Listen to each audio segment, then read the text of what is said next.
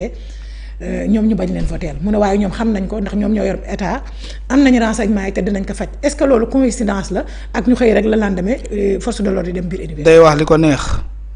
maa ngi gis sax étudiants yi ñu ne dañ koy porter plainte collectif des étudiants annonce une plainte contre.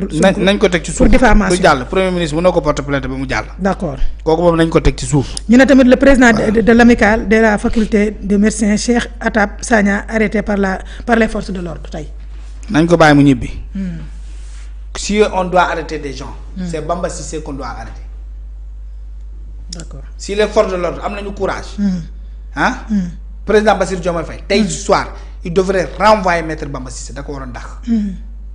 Bamba Cissé c'est un premier ministre c'est un ministre de l'intérieur qui n'a pas de respect pour les étudiants.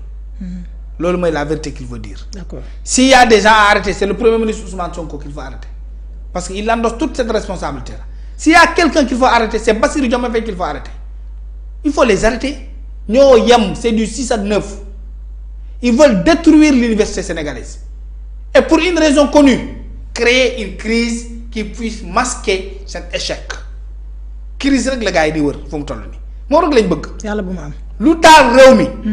li ko dugal ci nguute ci coowal politique bu dul jeex loolu la ñuy wër la moindre occasion ils vont s'en prendre à cela. yaa ngi dégg. alors qui leur a dit que pour créer un mentor il faut nga rey nit ku leen ko wax nga mën a dugg étudiant boo dugg ci biir néegam nga yor sa lacrymogène waxuma la lacrymogène de nga yor sa pistolet bu ndaw. yor sa benn bouclier ne ko jëlal say bagage mu jël bagage am da koy ranger sa kanam. wàcc ñibbi. da koy ranger sa kanam wàcc ñibbi bu ñu defal communiqué ne les étudiants sont appelés à évacuer des pavillons parce que dañ koy tëj étudiants yëpp dañuy jël seen yére génn ci biti ñii xeex na dinañ xeex. ñii sànni xeer dinañ sànni xeer et c'est le maintien de l'ordre c'est pour cela il faut saluer le discours du ministre des forces armées. waaw il faut de la proportionnalité. de la force. waaw nit mënul yor xeer nga yor char de combat. nii la ko waxee. waaw te il a raison. nit mënul yor benn jaasi. j'ai aimé son discours. nga ñëw naa ne yow pistolet nga koy dóor wala ay nga jël nit di ko viser nii ci di ko viser lacrymogène pour mu dal ci kaw. waaw ba pare nee na alors que tu n'utilises pas l'objet. mais le contenu de l'objet. gaz lacrymogène bi. waaw amoo droit di ko viser nit. da nga koy sànni ci kaw mu wàcc saxaar ci tas ci nit ñi. mais tu vois des policiers yoo xam ne dañuy viser nit ñi di ko dóor. ça va c'est criminel ça. nee na ñun ñëpp a bokk de. non mais c'est de l'ordre ak élèves c'est criminel bokkuñu jàppee seen i njaboot. bokkuñu ak ñoom étudiants yi ñoo leen gën a baax. nee na Sénégal kenn ko mënu ko wax kenn waru koo xar. xaar nañ ko Sénégal kay xaar na ñaar ba pare. Sénégal xaar na ñaar ba pare nañu xoolaat du ñuy def xam ne maintien de l'ordre. mais bande yi ñuy wax ci biir foofu ne dañuy yor ay cocktail molotov. waaye benn bande yorul benn cocktail molotov dañuy yor ay paaka dañuy yor ay jaasi. benn bande yorul cocktail dinañ def enquête dinañ. si dañuy sóob ay sóob kese la. c'est de la ministre de la justice maa ngi ko dégg tam mu naan booy bi ki ñu rey dinañ def ay enquête. c'est de la poudre de perlimpinpin. ñu balaa ñu wax ci booy bi ndax enquête nañu wax ci li nga xam ne ñoom nee nañ fekk nañ ko. benn xale yorul cocktail molotov benn xale yorul lacrymogène. image yi ñu génn nag. dama ne amul cocktail molotov ñoom ñoo ko yor ñoom Pastef seen étudiants yi ñoo ko yor université mooy lu ñu daan utiliser fii ci manifestation ñoo ko andi ci réew mi cocktail molotov c'est le Pastef qui l'a introduit dans le champ politique sénégalais bu ñu bëggee ku yor cocktail molotov nañ ko laaj étudiant Pastef yi nekk foofu yow mos nga gis benn étudiant bu taxaw nee la man je suis déçu de Macky Sall étudiants yi wax yëpp lañu naan man ci ñoom laa bokkoon ba naa ko loolu ngay dégg. waaw loolu da ngay dégg moom discours ngay dégg de. waaw bàyyi naa Ousmane Sonko. discours de découragement. génn naa ci Pastef. ñi dañ ma bett. boo yooyu ñoo fa taxaw di jàmmarloo ak ñoom. fu ñu ko jàngee. même tey seen leader yi sax am na ñu bàyyi. kan fan lañ ko jàngee. Sonko bi naa laa woy boobu noonu. lu ñu taalee oto bu ñu taxawoon du cocktail molotov moo ko def. waaw lu ñu taalee woon campus social kan moo ko defoon. mooy kudd ñoom ñi la militant wu Pastef yi la seen étudiants yi la seen booy yi nekkoon ci biir université ñoo taxaw wax ko.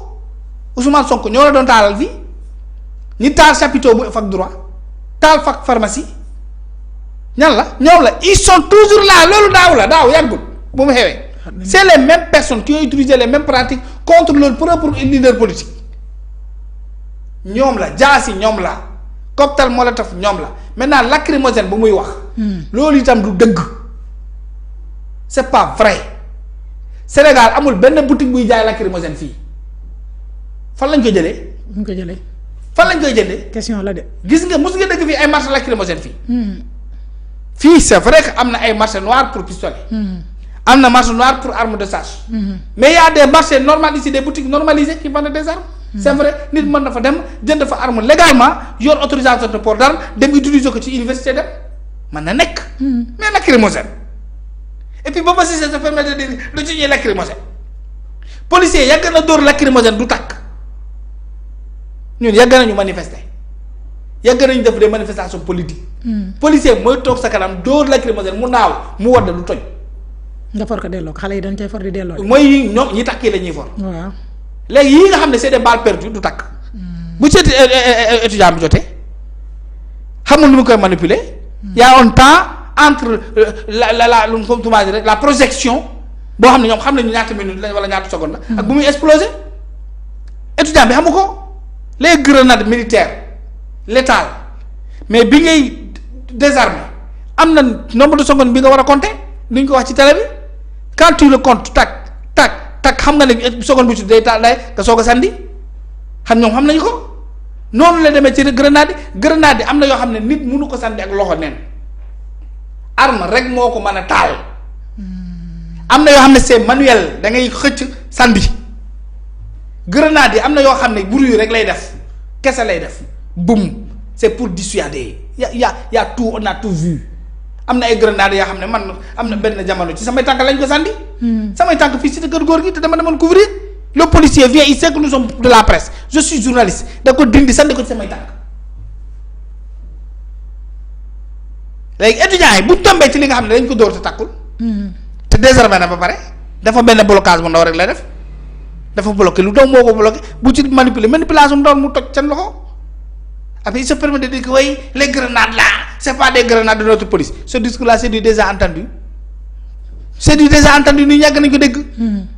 Bamba Cissé est le seul ou l'un des responsables qui doivent rendre compte par rapport à cette mort de ce jeune là il n'était pas à l'université pour un maintien de l'ordre pour une revanche contre les enfants de ce pays quelle honte c'est honteux on ne peut pas faire ça on ne peut pas avoir défendu Ousmane Sonko au Sénégal. nga ñëw tey nekk ministre de l'intérieur. ngay def lii say xale sa jeunesse. ils ne pourront nag rien contre l'université ils ont un mandat la ñu yor bu mandat bi jeexee. ñun ñii di ñëw ñu rectifier defaraat lépp incha allah rabbi delloo étudiant fu mu newoon. nee nañ tamit bëgg nañ communiquer kii yi parce que xale yi opposition bi ñoo leen di financer te. opposition bi bu dee moo leen di financer moo tey Ousmane ak. Bamba Cissé ak keneen bu dee opposition bi parce que warul financé de. mais est-ce que politiciens yi war nañ dugg ci li nga xam ne moom bàyyi ma wax université bi di politiser dimbali ma rek. ma tontu kii bu dee am na opposant buy joxe lekk ay étudiants moo tey. ñoom ñëpp wax nañ ko de nee nañ dañ leen di fay pour ñuy taal. pour lekk la wax loolu la njëkk a wax. nee na après pour fay pour ñu dimbali leen. influencer leen aussi pour ay opposants yoo xam ne ñoo leen di influencer. déglu naa lu ñu wax. man lu ñu waxee dégg naa ko. d'accord bu dee am na ay politiciens yu jël alal di ko jox étudiants yi ñoo tey bu mu xamee ñan lu tax jàppale mu jàpp leen lu muy xaar. nee na xam nañ leen te dinañ jël seen responsabilité. waaye du ñu def tous communication de poudre de perlimpinpin la créer un problème dans le problème jusqu'à ce que personne ne comprenne rien du tout on connaît cette phrase là et s'il le faut créer un autre problème ça ne marche pas tu crées un autre problème. loolu lay bëgg a def nii ni bouc émissaire la ñuy wut man su ma yoroon doole man ma dem financer étudiant jox leen ñu lekk ba ñu suur jox leen ñu naan jox leen ñu sol l'espace universitaire a toujours été un espace politique. mais seen biir nag am na ñoo xam ne ànduñoo ak ñoom gis naa ci ñu bari ñu démissionné gis naa ci ñoo xam ne tamit tey génn nañ dal ci seen kaw. yaa ngi ma yóbbu ci beneen sujet dama bàyyi ci université. ay ca ñëwal foofu dama la ne. bu amee acteur politique bu financer université moo tey. naka la ñu xamee ne am na ay acteurs politiques yu ko daan def. Ousmane demul ba ci biir néegu étudiants yi toog. waaw ne leen dama la ñëw masawu. vous êtes l'espoir de demain il faut se battre. waaw. ñaata yoon la ko waxee étudiant. bari na. waxu loolu. waaw dem na seeti ay yoon. mais ñaata yoon la fa dem. di def ay tournée waxtaan ak ñoom nag dalal leen. dem tournée ci biir université dafa mobilisation yi ngandee. man ci laa jëkkee jot ak jomaay mii. mos nañ jotee. waaw. moo wax la ko. lu ngeen jotee. Ousmane dafa dem université def mobilisation bu rëy. boobu maa ngi nekk rédacteur en chef Sénégal. à l'époque j'étais adjoint. ñu bind ci mobilisation bi. Diomaye kontaan di ñu tàccu. mais le journaliste le train qui arrive à l'heure ne l'intéresse pas. Ousmane waa maire national sànni ko ay mbuus ndox yuuxoo ko. waaw ñun ñu jot ci image bu toll noonu ñu dugal ko Diomaye woo ma. Kande yéen da ngeen contre Pastef yéen Sénégal waa Pastef dootuñu fi ñëwaati parce que tuuti ma ne ko président yaa xam pas président sax Diomaye man ne ko boobu à l'époque Diomaye la. man ne ko Diomaye yaa xam ñun bindal nañ leen seen mobilisation bind nañu ñetti discours ci seen mobilisation. article bi nag li fa xewlati nañ ko bind.